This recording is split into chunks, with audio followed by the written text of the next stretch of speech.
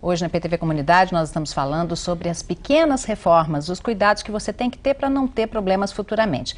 Em Campinas, veja agora o que prevê a lei municipal, claro, com relação ao alvará de reforma. Para que ele seja emitido, a obra tem que passar por uma vistoria, tem que ser contratado realmente um responsável técnico. Veja então quando esse alvará é necessário. Dispensam alvará da prefeitura apenas obras que não mexem na estrutura do imóvel, como pintura, colocação de tomadas e interruptores e troca de pisos e azulejos. É necessário alvará para levantar ou derrubar paredes, trocar o telhado e alterar o sistema hidráulico ou elétrico. O mesmo vale para as demolições. Na verdade, é uma legislação específica de Campinas, mas cada cidade tem a sua, com algumas variações, mas o conhecimento técnico é o mesmo, né? É o mesmo. A situação é a mesma, existe uma legislação também, normas da ABNT, que são seguidas por todas as prefeituras, em todos os municípios. E não tem muita variação, não. Você tem que respeitar, então, quando é alguma mudança maior, tem que ter o alvará, alguma coisa estrutural, né? E quando não é estrutural, aí não há necessidade. A gente poderia resumir assim. Sim, podemos. Agora, o senhor me disse agora, durante o intervalo, inclusive, do programa, a questão trabalhista que a gente estava comentando há pouco, que é possível registrar o profissional de forma, que ele seja registrado como autônomo. Um pequeno trabalho, você vai contratar um pintor, por exemplo, para fazer uma pintura, um eletricista que vai fazer algum reparo na sua casa, tudo isso você está sujeito às leis trabalhistas. Porém, existem profissionais que têm registro para prestação de serviço como autônomo. Ele tem registro no INSS, e aí o contratante fica isento desse problema de ser depois acusado de não ter pago os direitos e tudo mais. A pessoa faz um contrato de prestação de serviço de contratação de um autônomo, profissional autônomo. Que aí evita dor de cabeça também, né, quando não é diretamente com uma empresa.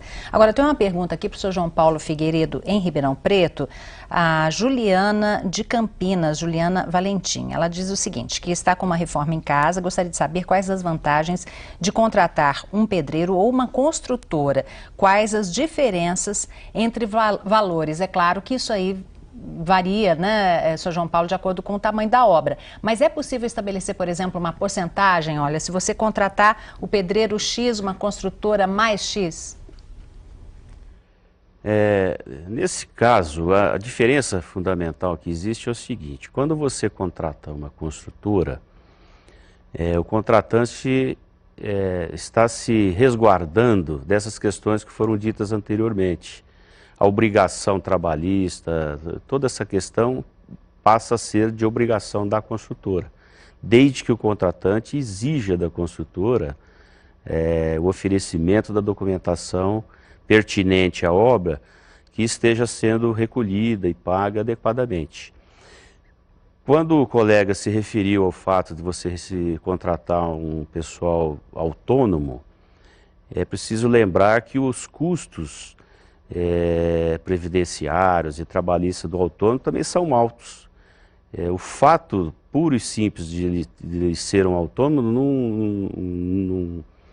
não deixa de implicar na responsabilidade do contratante se ele não fizer a exigência de que essas obrigações estejam sendo cumpridas. Então, de certa forma, a diferença não é muito grande, não. É questão de se fazer contas e verificar qual a situação real. A gente tem a ideia de que o contratante direto tem um custo inferior à construtora, mas é preciso lembrar se as pessoas físicas, as pessoas contratadas diretamente, fazem os seus recolhimentos todos adequadamente. Porque, ao final, a responsabilidade final é sempre do dono da obra. Agora, com relação ao cálculo estrutural, até um telespectador se manifestou agora há pouco dizendo que nós, em algum momento do programa, falamos que um arquiteto faz esse cálculo estrutural. Não, na verdade, nós nos dissemos, e isso cabe ao engenheiro, não é, Sr. João Paulo? Veja só, a legislação pertinente, ela estabelece quais são as funções específicas dos profissionais da área, né? Tanto do engenheiro quanto do arquiteto. No caso específico do cálculo estrutural, é uma atividade específica da engenharia. O que ocorre é que em obras pequenas, existe um limite em que há uma sobreposição de atividades que agora, com o tempo, estão sendo discutidas nesse sentido. Ainda há muita sobreposição de atividades entre aquilo que o engenheiro pode e deve fazer e aquilo que o arquiteto pode e deve fazer, né? Então, no caso de pequenas obras, há sim uma certa superposição e eu acredito que no futuro próximo isso deva estar resolvido, porque estão aí os conselhos regionais, tanto de engenharia quanto de arquitetura, estão trabalhando nesse sentido. Quando se fala em grandes obras, aí não há dúvida nenhuma. Realmente a responsabilidade estrutural é específica do engenheiro. E tem mais uma questão aqui, a Ana Marília de Campinas, ela fala que na obra dela, ela está com problemas de cupim de concreto. Eu nunca ouvi falar nisso, lógico, né? A gente não é da área.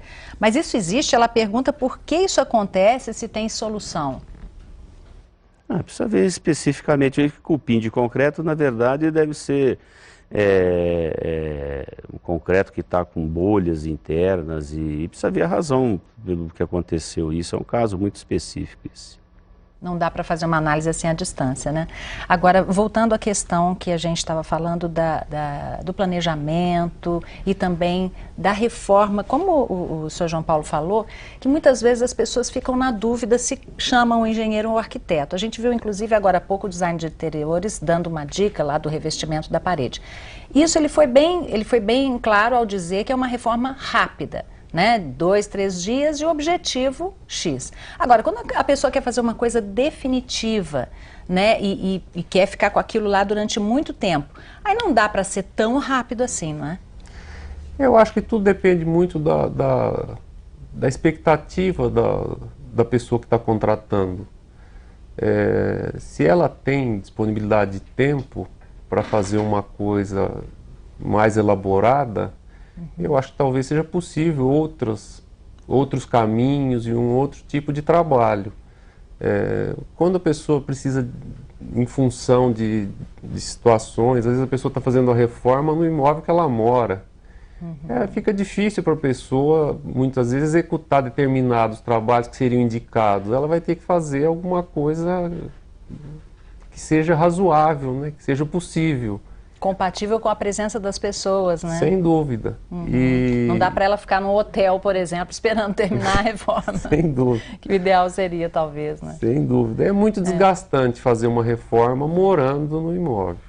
E são muitas variáveis, né? Quer dizer, Muitas. depende da interpretação do profissional que vai fazer a análise, depende do gosto da pessoa, realmente é complicado. Mas vamos saber o desfecho lá da reforma lá no sul de Minas, lá em Varginha com a Cláudia. Cláudia, então, qual vai ser o resultado aí na cozinha que você está? Pelo menos era, tá, né? certo. Bom, o Rodrigo perguntou se dava para trocar aqui a posição de pia, fogão. Klinger, dá para fazer isso? Claro, hoje em dia a principal dúvida dos clientes que nos procuram aí numa obra é o tempo de obra, né? O custo da obra, a manutenção, tudo mais. E hoje em dia muito prático, muito fácil. Por exemplo, uma cuba que supostamente seria uma coisa impossível de estar trocando, colocando esse piso contra piso, você pode estar carregando o cano para qualquer canto. O gás, por exemplo, encanação de cobre, você pode facilmente estar trazendo para cá, escondendo isso tudo muito fácil depois, tanto encanamento como gás, em qualquer outra disposição que vai dar uma reformulada na cozinha inteira. E sem fazer sujeira? Sem fazer sujeira, sem muito tempo de obra, com menos profissionais, e uma obra aí que é o que todo mundo quer, né? Pouco tempo, pouca sujeira e menos gasto. Uma cozinha do tamanho dessa aqui, mais ou menos 12 metros quadrados, daria para dar essa cara nova em quanto tempo? Daria. Coisa de um final de semana, 4 ou 5 dias com os profissionais especializados, o rapaz da pedra, da marmoraria, uns 2, 3 pedreiros experientes, profissionais de rápidos, ele conseguiria fazer isso em 3, 4 dias, porque todo mundo quer, né? Uma casa com um apartamento, que tem vários vizinhos, essas coisas, a gente tenta diminuir menos intervenções aí na estrutura final do apartamento. Dá pra gente ter uma noção de preço, mais ou menos, quanto ficaria uma obra Olha, dessa? Cláudia, isso vai influenciar muito na qualidade e no orçamento de cada material que tem seu preço diferenciado. Mas conseguiria fazer numa cozinha dessa de 12 metros quadrados, numa casa aí de seus R$3.000 a R$5.000, uma obra rápida, menor e com custo assim razoavelmente baixo, né? Coisa que antes, para você fazer uma coisa dessa, quebraria tudo, jogaria tudo no chão, 3 meses de obra, muito trabalho, né? Tá muito certo, trabalho. você tem uma pergunta, né? Ô, Cláudia, eu tenho sim. Na verdade, o nosso entrevistado, inclusive aqui no estúdio, ele está achando que o profissional está sendo muito otimista de achar que em 4 ou 5 dias, porque tudo bem que não vai ser talvez aquela reforma de quebrar tudo, mas seria assim tão rápido? Seria possível alguma coisa assim nesse tempo? E até a questão também do entulho, né? Porque é um apartamento, como é que fica a retirada de entulho? Eu queria que você falasse então. Claro. Klinger, o pessoal aí tá achando até um pouco estranho ser em 3, 4 dias. E a questão do entulho, dá para fazer isso tudo e com pouco entulho? Dá sim. Colocando esse piso sobre o piso, você não vai estar quebrando paredes, não vai estar quebrando azulejos, então não tem entulho nenhum. No máximo, uma alteração de cano, alguma coisa, você faz uma pequena quebrinha na parede, então pouco tempo. Muito bom. Certo. Muito obrigada pelas informações. É com você, Hebe. Obrigada, Cláudia. Bom, a gente vai para mais um intervalo. O EPTV Comunidade volta em instantes.